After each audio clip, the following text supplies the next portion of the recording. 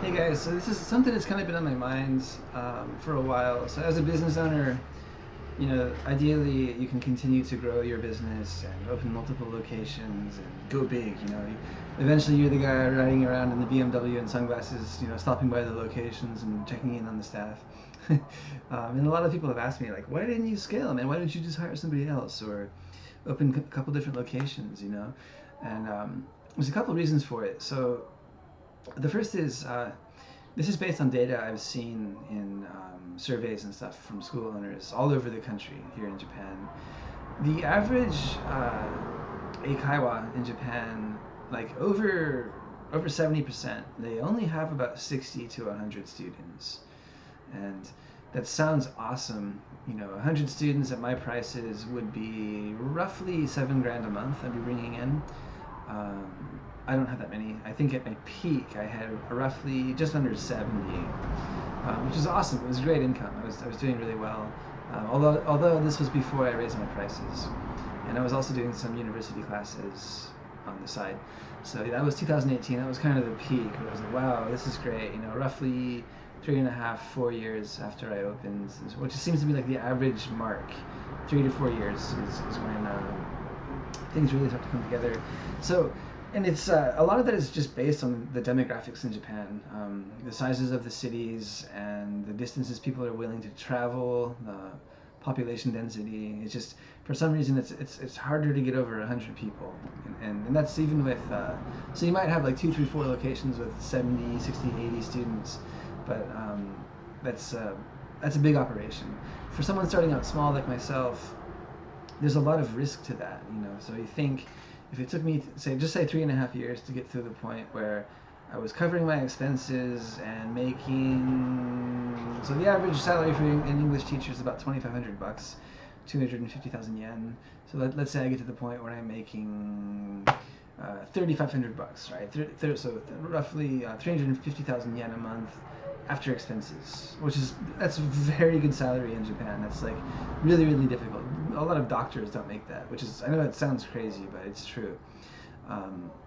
So that would mean I would need about $4,500 a month coming into the school, because it costs about $1,000 a month to run. I'm really lucky there. Some people pay that just for rent. So it's even harder in the bigger cities. That would be about 70 students, roughly what I had, right? So now if I decide, okay, I'm gonna hire a teacher, there's only really two things I can do. I can take out a great big loan, enough for at least 1 year of salary, or I can take out a smaller loan and give myself a pay cut, so to the point where I'm making what a teacher makes or less, depending on how my student numbers are affected. And so I could do that, and assuming there was like a teacher in the area who was decent and wanted to stay long term, which is rare, by the way. A lot of schools have to recruit from abroad, and they have to go through all the trouble with getting a visa and setting them up with a place to live and all of, which is also very expensive. So let's say I do that, somehow I get lucky and I have this teacher. There's no guarantee that just because there's one more teacher, there's going to be more students coming in. And even if there were, they're not going to come in that quickly. It's going to take probably another 3 years, at least, for that to happen. And in the interim, you're making less, and you probably have more responsibility, unless that teacher's able to cover all your classes. If they are, that's great. If not, you're going to be kind of running all over, and it's a lot to take on, because you're also taking on responsibility for this person and their livelihood. So you'll likely sign if you want them to stick around, you'll guarantee a certain amount per month. Otherwise, they're going to trash your reputation and probably skip town, which I've seen happen a number of times. And so it's very expensive and very time consuming to scale in ESL, and it's also very risky because, like I say, most schools top out at around 100 students, and if it takes 70 to pay for your school, that's being generous. Actually, it takes most schools more. That means maybe you can get another 30 students, which actually, at my prices, I don't think that would be. Yeah, that wouldn't. It would be close to a teacher salary, but it wouldn't be. It's like 80% teacher salary, roughly. Yeah, um, and so you're probably gonna take a pay cut, although you'd be doing less work, ideally, right? Um, so yeah, you could maybe do that, and then get a job like what I'm doing. I'm moving into software development, right? And I probably could have hired somebody to come work here, and I could just manage it, you know.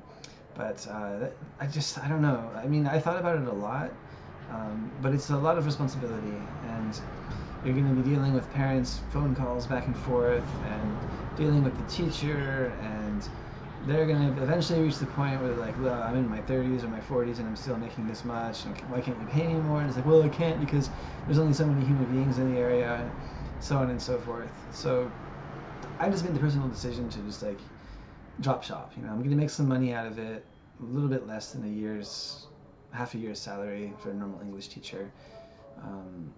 But I just feel like that's the right thing to do. You know, I've seen a lot of people try and fail with English schools, end up in debt, or having to go back to work for somebody else. It's a tough business actually, and to be honest, it's not really the most engaging business.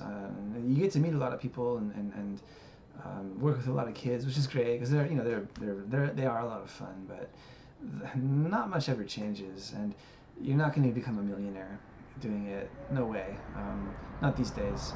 Unless you take out like $2-3 million in loans, and then you take forever to pay that back. So it's just one of those things. A lot of things in Japan are like that. It's like you get up to a certain point, and it's like that's kind of it. You know, and Japan's culture is very much if it ain't broke, don't fix it, and it's just very like homogeneous and even, and everything's like very evenly parsed out, and there's just something about it. So personally for me, I've decided trying to scale is not a good idea for me, because in the end I'm still going to be involved in ESL and still dependent on my location in Japan for my livelihood, and I feel like I've already done enough of that, and I don't want to invest even another year trying to build up more student numbers and things, because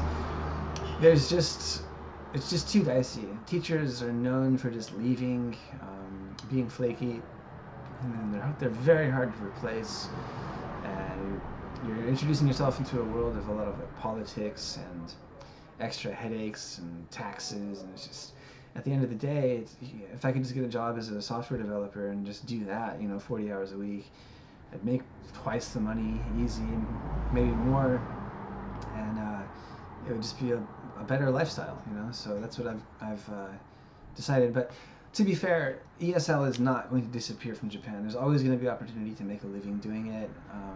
If you're happy with a simple life, I mean, it may come to the point, if I'm in my 60s or 70s and I'm retired, I may want to pick up a few classes online or something, just as a means to kind of have some pocket money. And I'm not trying to diss the industry. I've been in it now for almost 14 years or something, but you have to keep in mind that it's you can do it up to a point, and then just the demographics of Japan and the nature of the culture, everything you can't get past this certain scale. It's just kind of how it is. So if you're cool with that, you could potentially open up a school and hire teachers, but it's a slog, and it's a big time investment, a better part of a decade, I would say, before it's really returning your investment. So that is my reasoning as to why I did not scale. It's just too time consuming, too much risk, and in the end, you're just not going to make that much more, in my opinion. There are exceptions, but that's when you go really big, when you have like 2-3 staff members, 3-4 teachers, you're recruiting from abroad, and just really going hard, 100-hour weeks and stuff. And I think that's more for people maybe who just absolutely love ESL. I don't. Okay, I'm gonna be real honest with you. I don't, and it's been a good ride, but there's just so much else to try out there in life. And I think if I ever get involved in education in Japan again, more than just a part-time few classes here and there at the university, it'll probably be with software. And I think that's where I could do the most good. And it would involve some English, but a lot of it would be Japanese. There's a lot of positions in the industry here in Japan actually go to foreigners because the local talent is pretty limited, and a lot of the developers and stuff use really old legacy or languages from the 80s and 90s. And so if I could get into the industry here, I think maybe my experience with Japanese and programming down the road, another 3, 4, 5 years, I might be able to be of assistance there, and that would be really good because I would really be helping people concretely, in a way where they can go from, well, I just finished university and I'm working at Uniqlo and it's $8 an hour, to, wow, I just got a job making 8 million yen a year and all these benefits, because it is such a valuable skill. But there's a lot of groundwork to be laid, and I don't know if it'll happen. I may end up just going back to the States, or just doing what I'm doing and go back for a month or two every year and enjoy myself. And who knows? It's good to have an open mind, but it's also good to just be realistic. You don't want to end up with like $200,000-$300,000 of debt and all out of shape and fat and stressed out and bald and miserable because you thought you understood the market and you didn't. You thought you knew what you were getting into, but you didn't. It's a very scary place to be. I don't know much about Japanese bankruptcy laws, but I'd be surprised if they're that lenient. Okay, anyways, that's my answer.